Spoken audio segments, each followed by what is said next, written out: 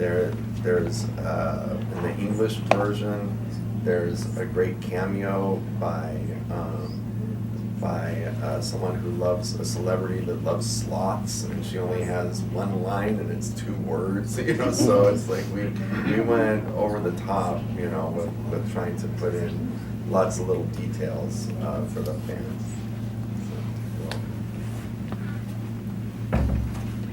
Hablando de la parte técnica, ¿qué tan difícil fue hacer Zootopia?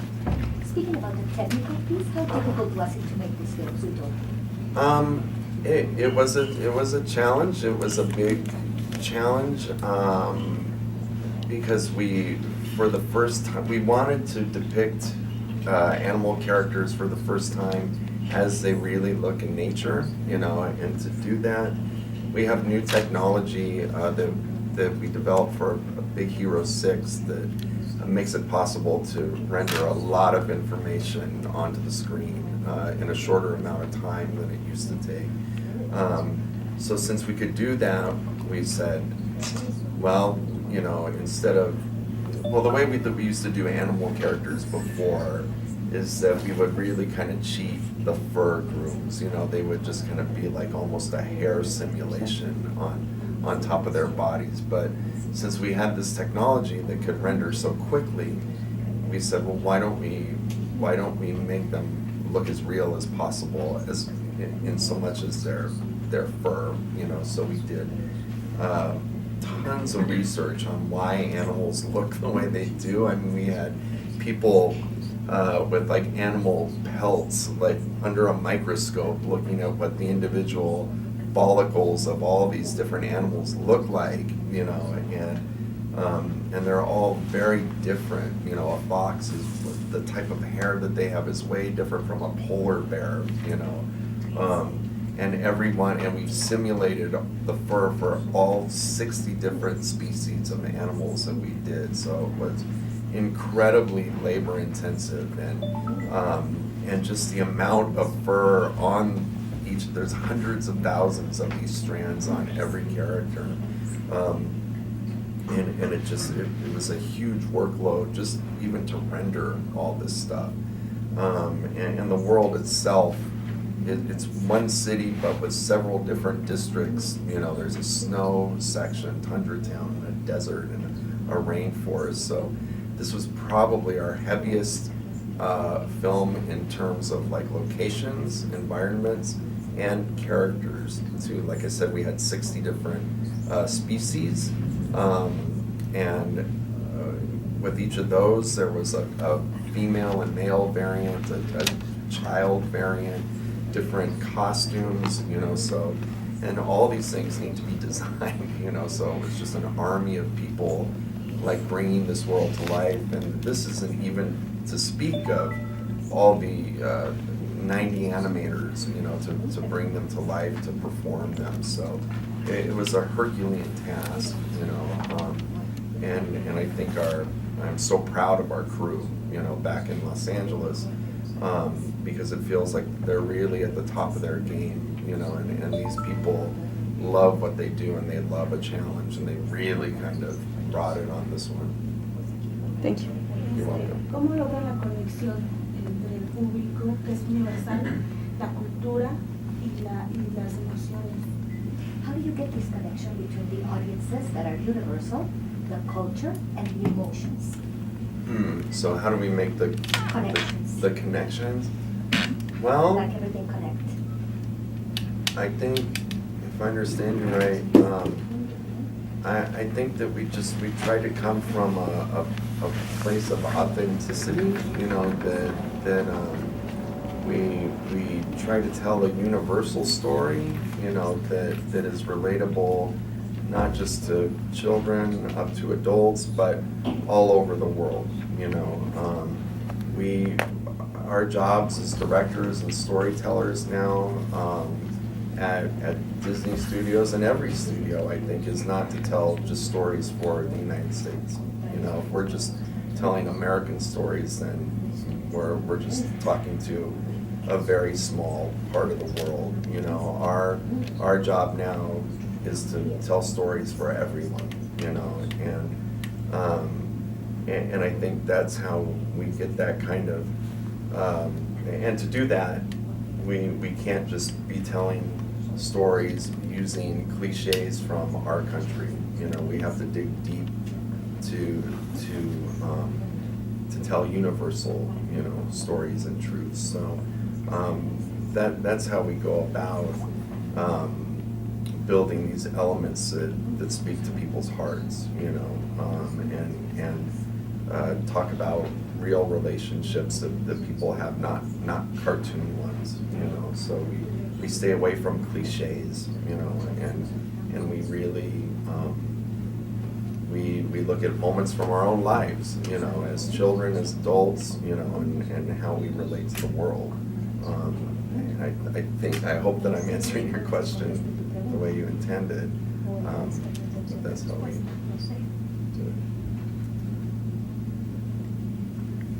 it. ¿Yo? ¿Yo? Ok. La película habla sobre ¿cómo se dice? La película habla sobre ciertos patrones de conducta que tiene la gente, ¿no? Sobre la intolerancia, sobre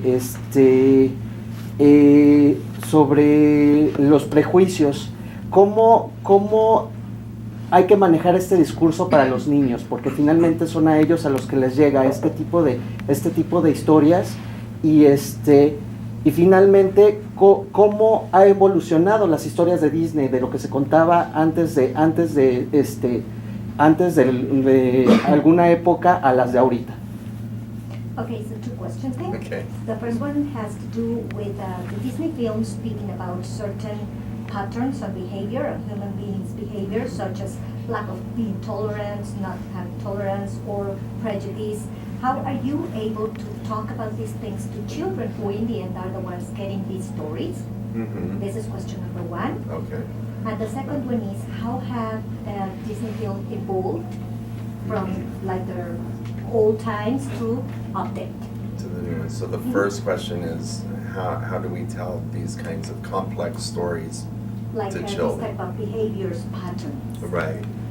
Well, I think the way we do that is it's similar to what I was saying with this lady, that we tell them honestly.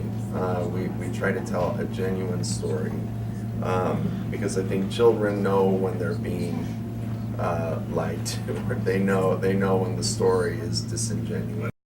I was talking this morning to someone about the movies that I liked as a kid, and I remember seeing Mary Poppins, and I was entertained by it, and I liked the songs, and it was funny, and I liked the animation in it, and the characters, but more than that, later on, somehow through the entertainment, I was able to understand adults so much better. You know, for the first time in my life, I was able to kind of understand why my parents were the way that they were, you know, and it was an amazing feat that they could take something as complex as parenting and how to parent and what's the right amount of parenting, you know, and put that into a piece of entertainment that I was able to walk away and have like appreciation for my mom and dad, you know. And I think just because it was so honest, it was, you know, it didn't sugarcoat like what the parents were going through with the children and how the children felt about the parents, and this nanny that was kind of brokering their relationship in the middle. And I think it was just a very honest story. And when we tell it that way, when we don't try to leave out parts, you know, and that's why in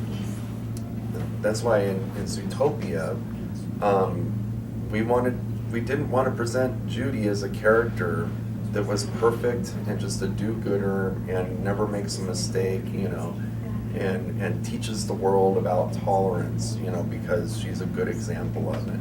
We wanted her to make mistakes and to have flaws and to commit a big mistake with her new friend Nick, you know, and then look at herself and kind of own up to that mistake. And I think that it's when we approach the subject in that way, that's honest, then I think it resonates with children and adults also.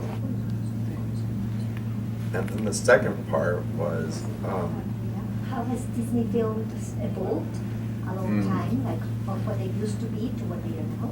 well, I think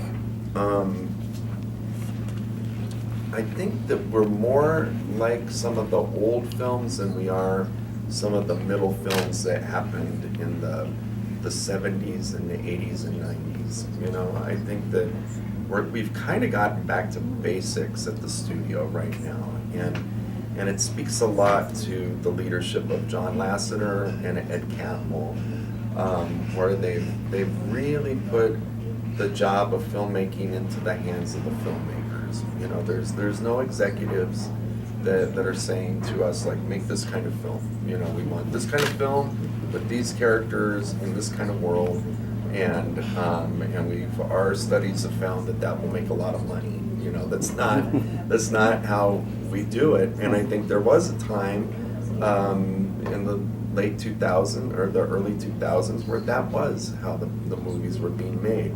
And John and Ed said, enough. You know, that's not how we're going to do it anymore.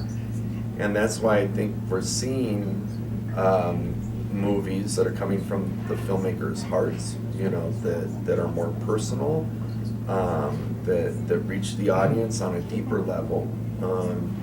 And I think those are kind of the hallmarks of the old movies too. You know, maybe the wrapping of the old movies of the princesses and the fairy tales, the subject matter may be different right now. Like, they can be a little more contemporary, or we still have fairy tale stories with, like, Frozen or Jack and the Beanstalk we have coming up. It's called Gigantic. But I think the heart is the same as it used to be. You know, the way that we make them is the same. So I think we have more in common with the old ones, you know, rather than that kind of middle section. Thanks. Hola, mi pregunta es, si tú vivieras en Zootopia, ¿qué animal serías y por qué? ¿Con cuál te identificas más? My question is, if you were an inhabitant in Zootopia, Yeah. which animal would you be and why, or why would you be later identified more with it? Well, let's see.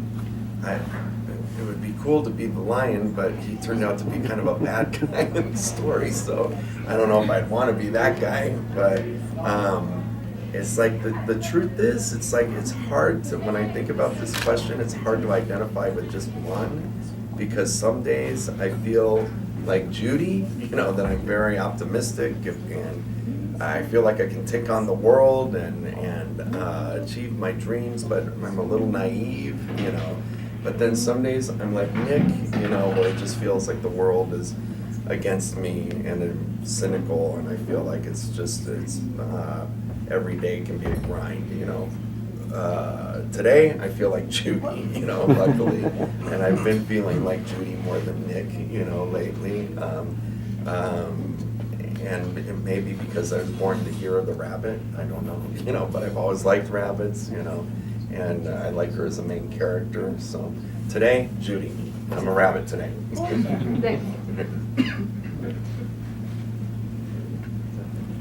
When we talk about Disney movie, we are Yeah. talking about amazing characters. But in this movie, we don't have only one or two. We don't have only Nick or Judy. Right. We have a lot of Yeah. characters. Mhm. And you are maybe you're thinking bring their own movie for other characters from Oh, Zootopia. well, wow, I like how you think. I think that's a great idea. If Bob Iger is watching this. Well, thank you. That's a nice compliment. And I like characters a lot. That's, you know, some directors like the world, you know, they start with the world, some like the story, the plot. But my love has always been characters, you know.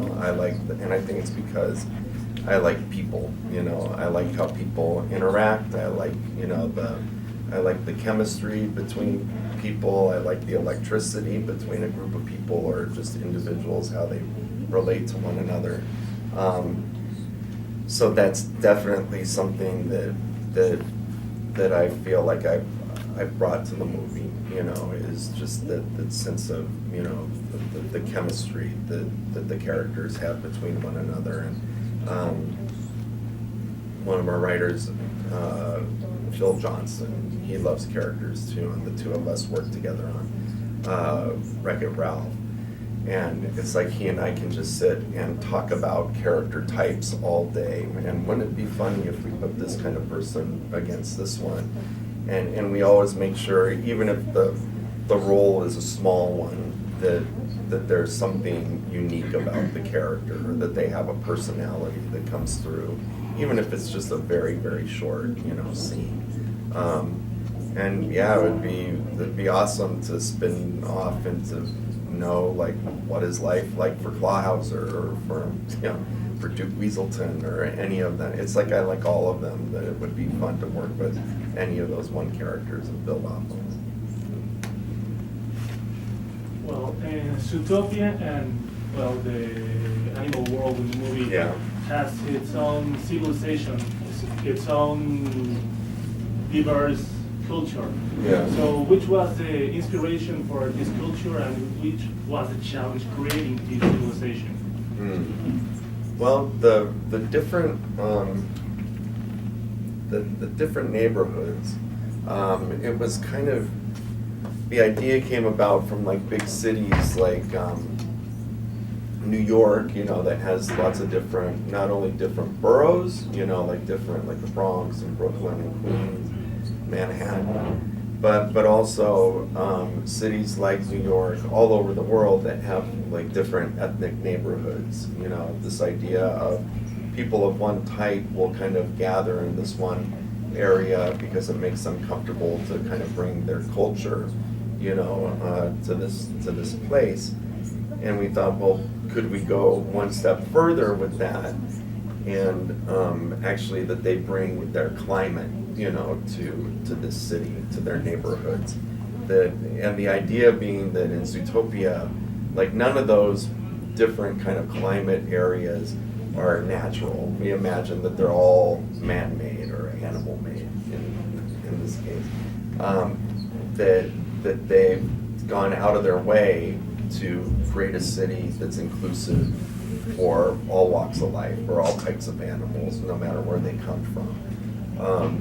So that was kind of the genesis of the whole idea, just and cities from all over the world that feel like melting pots of different people, because we didn't want it to feel like a cartoon city, you know, or either a pure utopia or a pure dystopia. We wanted it to feel like a relatable city, you know, anywhere in the world, that has its good side and its bad side. You know, that if you were looking for trouble, you could find it, but, you know, that it also has good people, good citizens living there, and not so good people, you know, that it's neither black or white, that it's like all shades of gray, you know, in the middle. So it was based on lots of different cities that we looked at, the architecture, just the layout of the place. So again, it's like we did tons of research on cities around the world and just how they began, you know.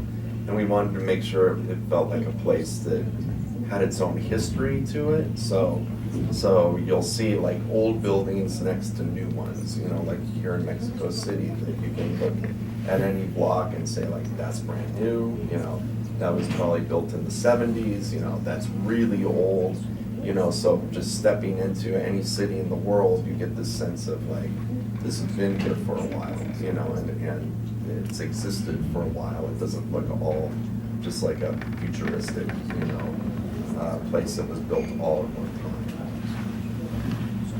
How was the process of selecting the animal? For example, saying it's going to be a bunny, Yeah. the workers are going to be sloths. Yeah. And I have a second question that was actually for Byron, but I'm going to have Oh, to ask okay. you. You know that right now fan theories are really high.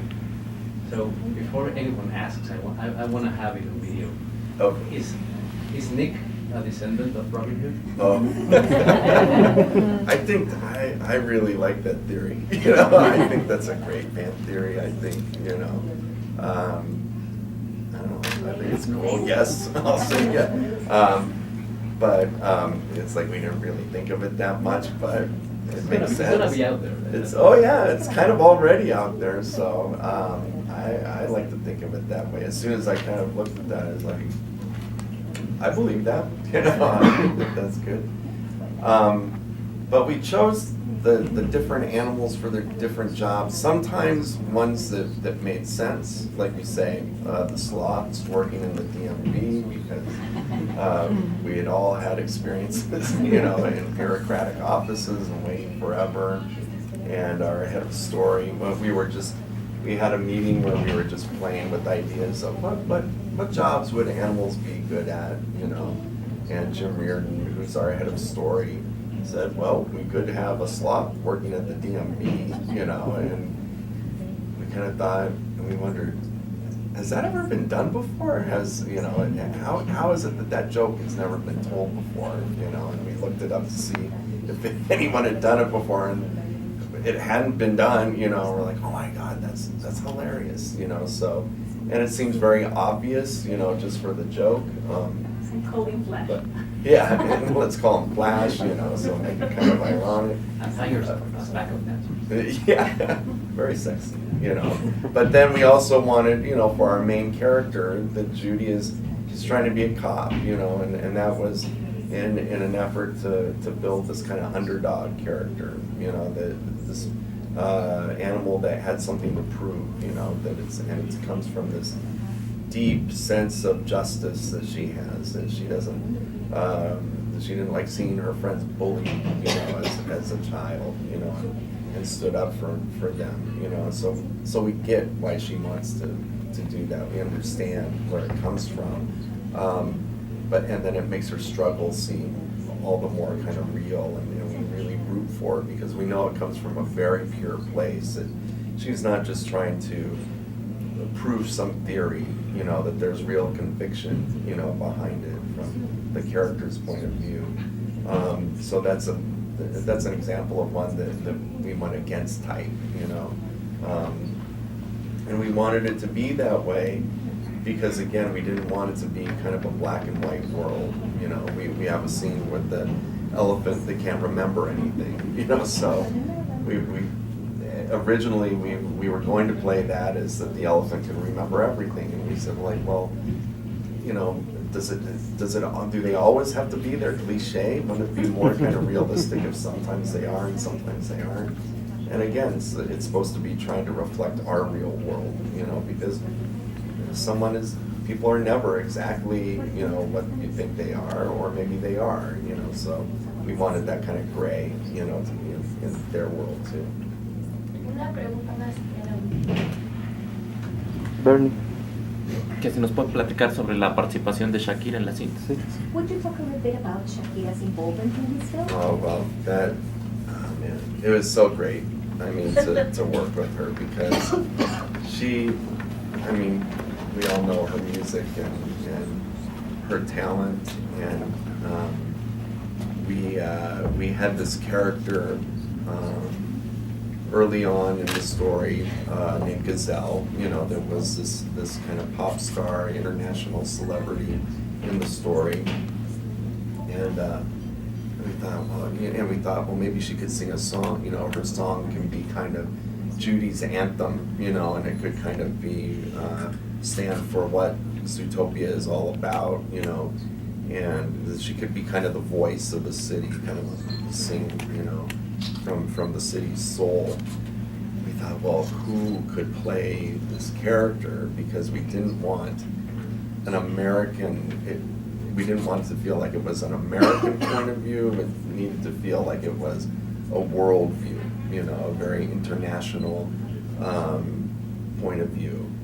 We said, well, there's Shakira, you know, but do you think she would do an animated film, you know? And so we said, well, there's only one way to find out. So we reached out to her and met with her, and